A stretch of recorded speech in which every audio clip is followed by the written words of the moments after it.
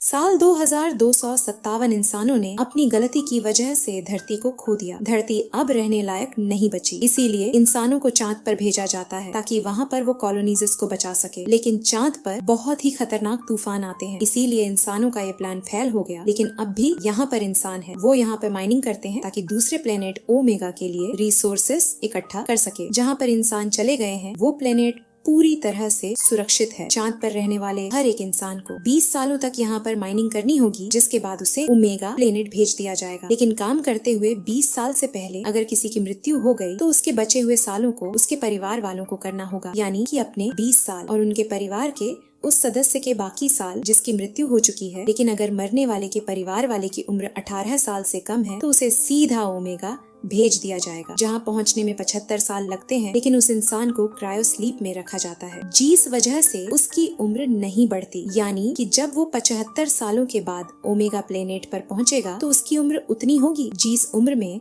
उसे cryo sleep में डाला गया था। लेकिन उसके साथ के हर एक इंसान की उम्र 75 साल बढ़ चुकी होगी जो क्रायो स्लीप में नहीं थे। यहाँ चांद पर रहने वाला हर एक इंसान बहुत ऊब चुका है, क्योंकि यहाँ की जिंदगी में कोई एंटरटेनमेंट नहीं है। ये सब के सब बैंकर्स में रहकर बोर हो चुके हैं। साथ ही यहाँ पर एक अफवाह है, ये चांद से कोई चमकदार चीज टकराई है जिससे एक बहुत बड़ा गड्ढा हो गया। लेकिन उसके आसपास जाने की परमिशन किसी को नहीं है। यहीं पर केलेव एक बच्चे को दिखाया जाता है जिसके पिता की कुछ वक्त पहले माइनिंग करते हुए मृत्यु हो गई। उसकी मॉम भी इस दुनिया में नहीं है और अब केलेव अकेला बचा है। उसकी उम्र 18 साल से कम है, इसीलिए रूल्स के मुताबिक उसे यहाँ से ओमेगा प्लेनेट भेजने की तैयारी की जा रही है। लेकिन केलेव नहीं जाना चाहता, क्योंकि यहाँ पर उसके दोस्त हैं। वह अपने दोस्तों के साथ रहना चाहता है। वहीं केलेव अपने दोस्तों के साथ एक रोवर चुराने की कोशिश करता है ताकि वह यहाँ से बाहर जा सके। लेकिन तभी इनकी गलती की वजह से अलार्म बज जाता है, जिस वजह से रोवर चुराने में कामयाब नहीं हो पाते। यहाँ केलेव के हाथ में एक कैप्सूल होता है जो उसे एक आदमी ने दिया था, जो उसके पिता की राख में उसे मिला था। उसके पिता ने उसे बताया था कि यहाँ से दूसरी तरफ, यानी कि चांद के उस हिस्से में जहाँ पर किसी का भी जाना अलाउड नहीं है, एक चीज टकराई है, तुम्हें वहाँ जाकर देखना चाहिए। और अब केलेव वहाँ पर जाना चाहता है। केलेव को एक ऑफिसर अपने पास बुलाती है और बताती है कि कल से मीठी और शावर शुरू होने वाला है, और जैसे ही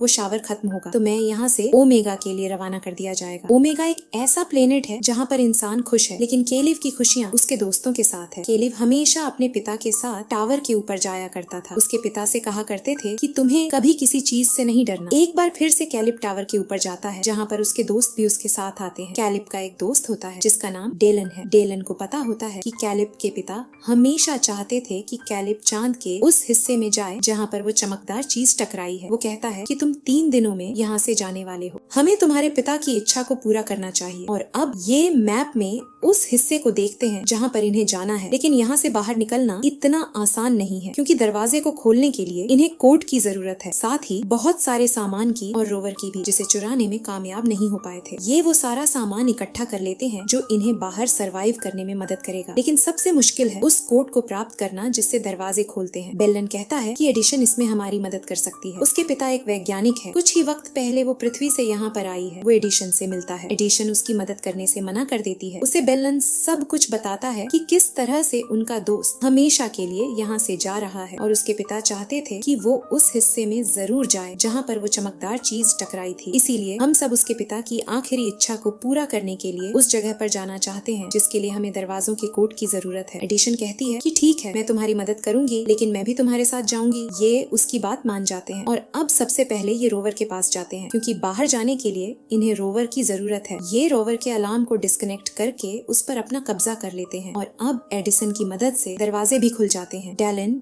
ड्राइविंग करता है, क्योंकि इनमें से सिर्फ वही एक है जिसे ड्राइव करना आता है। और आज ये अपनी जिंदगी में पहली बार उस माइनिंग वाले एरिया से बाहर निकले हैं। पहली बार इन्होंने चांद की सतह को देखा है। ये बाहर आकर बहुत खुश है, लेकिन इन्हें तूफान के आने से पहले वापस आना होगा। जल्दी मीट और शावर, यानी कि मीट और का जो तूफान है वह शुरू हो जाएगा। और जब भी मिट्टी और शावर शुरू होता है तो पूरे के पूरे देश में, यानी कि माइनिंग वाले एरिया को लॉकडाउन कर दिया जाता है। यहाँ पर जो एडिशन है वो एक वैज्ञानिक की बेटी है, इसीलिए उसे चांद की हकीकत हकीकत नहीं पता। वो कहती है कि 20 सालों तक यहाँ पर काम करने के बाद हम भी ओमेगा जाएंगे। डैलन कहता है कि ये इतना आसान नहीं है। माइनिंग करना बहुत ही रिस्की काम है जिसमें लोगों की मृत्यु हो जाती है, और अगर किसी की मृत्यु हो जाती है तो उसके बचे हुए साल उसके परिवार वाले के सदस्य को पूरे करने होंगे, यानी कि अपने 20 सालों के अलावा अपने परिवार के उस सदस्य के किसानों को भी पूरा करना होगा जिसकी मृत्यु हो चुकी है। ये एक तरह का ट्रैप है जहाँ से निकलना बहुत ही मुश्किल है। ये सब बातें सुनकर एडिशन हैरान हो जाती है और अब ये तय करते हैं कि सब के सभी रोवर से बाहर निकलेंगे, जिसके लिए इन सब को अपने सूट पहनने पड़ते हैं। यहाँ पर एडिशन का सूट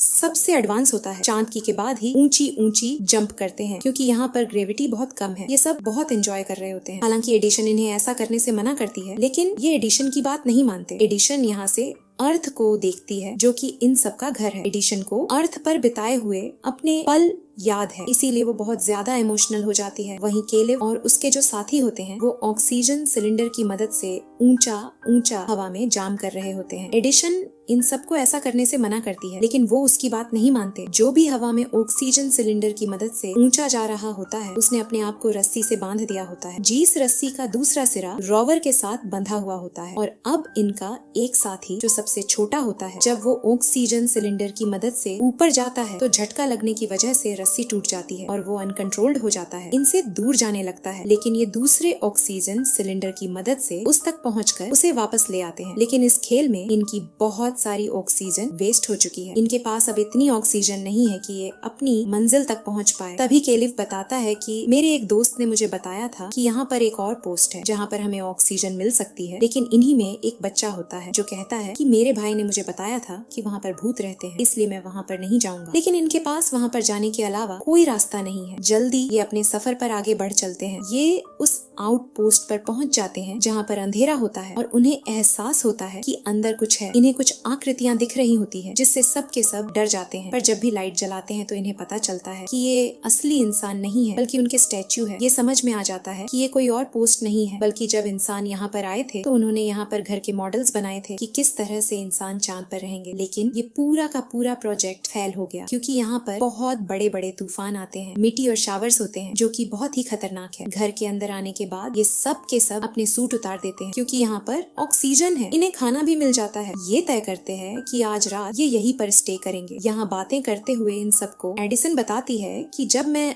अर्थ पर थी तो मेरे मॉम डेंट का डाइवोर्स हो गया था, जिसके बाद मेरी मॉम मेरे भाई को अपने साथ ओमेगा लेनेट ले गई और मैं अपने डेंट के साथ यहाँ चांद पर आ गई। सब के सब सो जाते हैं, लेकिन केलिव और एडिशन अब भी बातें कर रहे होते हैं। केलिव कहता है कि मेरे डेंट मॉम के इस दुनिया से जाने के बाद डैलन ने ही मुझे सहारा दिया, वही मेरा दोस्त है। हालांकि मैं यहाँ से नहीं जाना चाहता, लेकिन रूल्स के मुताबिक मुझे यहाँ से जाना होगा। जब मैं यहाँ से चला जाऊँ तो तुम डैलन का साथ देना, क्योंकि उसका मेरे अलावा इस दुनिया में कोई नहीं है। उसके पिता भी उसे छोड़कर चले गए। एडिसन वादा करती है कि वो हमेशा डेलन का साथ देगी। अगली सुबह एक बार फिर से अपनी रोवर से आगे का सफर तय करते हैं, लेकिन जल्द ही ये देखते हैं कि इनकी रोवर की जो बैटरी है वो पूरी तरह से खत्म हो गई है और तूफान से पहले इन्हें उस जगह पहुंचना होगा जहां पर वो चमकदार चीज टकराई थी, जिससे एक बहुत बड़ा गड्ढा हो गया था। लेकिन यहाँ से आगे बढ़ने से पहले ये अपने रोवर से इमरजेंसी अलार्म बजा देते हैं ताकि माइनिंग वाले एरिया में सबको पता चल जाए इनकी जान खतरे में है और वो इन्हें बचाने के लिए आ जाए। जल्दी ये उस गड्ढे तक पहुँच जाते हैं जो की बहुत ही विशाल होता है। ये उसके अंदर जाते हैं जहाँ पर गलती से एडिशन के हाथ से एक बटन दब जाता है और अगले पल यहाँ पर सब कुछ बदलना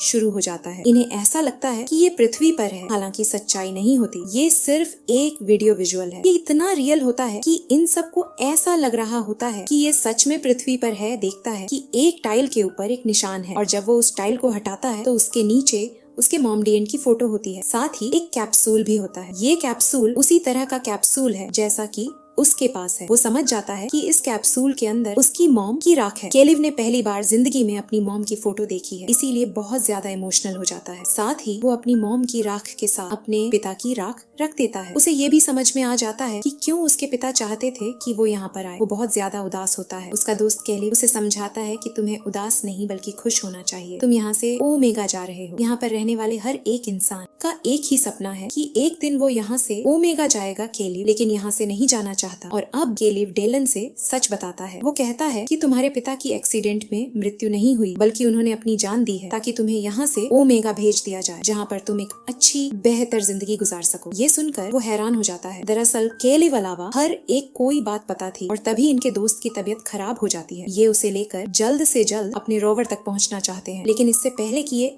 अपने रोवर तक पहुंचते मिट्टी और शॉवर यानी कि मिट्टी और का जो तूफान होता है वो शुरू हो जाता है। ये उन गिरते हुए मिट्टी से बचने की कोशिश कर रहे होते हैं, क्योंकि घायल हो गए तो इनकी जान चली जाएगी। ये सब के सब इधर उधर भागना शुरू कर देते हैं और इसी बीच इनकी जो दोस्त एडिशन होती है वो इनसे अलग हो जाती है, लेकिन डेलन और केलिव से ढूंढने जाते हैं। जल्दी एडिशन इन्हें मिल जाती है, जिसे अंदर ले आते हैं, लेकिन डेलन का जो हेलमेट का फ्रंट ग्लास होता है वो क्रेनक हो जाता है, जिस वजह से वो बेहोश हो रहा होता है। ये उसके हेलमेट को रिपेयर करते हैं, लेकिन मिट्टी और शॉवर की वजह से इनका जो रोवर होता है उसका ग्लास भी टूट जाता है। इसीलिए इन सबको हेलमेट पहनकर रखना पड़ता है और अब धीरे धीरे इनकी ऑक्सीजन खत्म हो रही है। इन सबको समझ में आ चुका है कि ये इनकी जिंदगी के आखिरी पल हैं। ये इस बात से खुश होते हैं कि जिंदगी के आखिरी पलों में ये एक दूसरे के साथ हैं और धीरे धीरे सब के सब बेहोश हो जाते हैं। कुछ वक्त के बाद केलिव को होश आता है। उसे पता चलता है कि अब वो चांद पर नहीं बल्कि ओमेगा पर है, यानी कि उसे 75 साल हो चुके हैं। 75 सालों से वो सफर कर रहा था। केलिव अपने दोस्तों से बहुत प्यार करता है। वो उनके बारे में जानना चाहता है, जिसके बाद एक नर्स उसके पास आती है और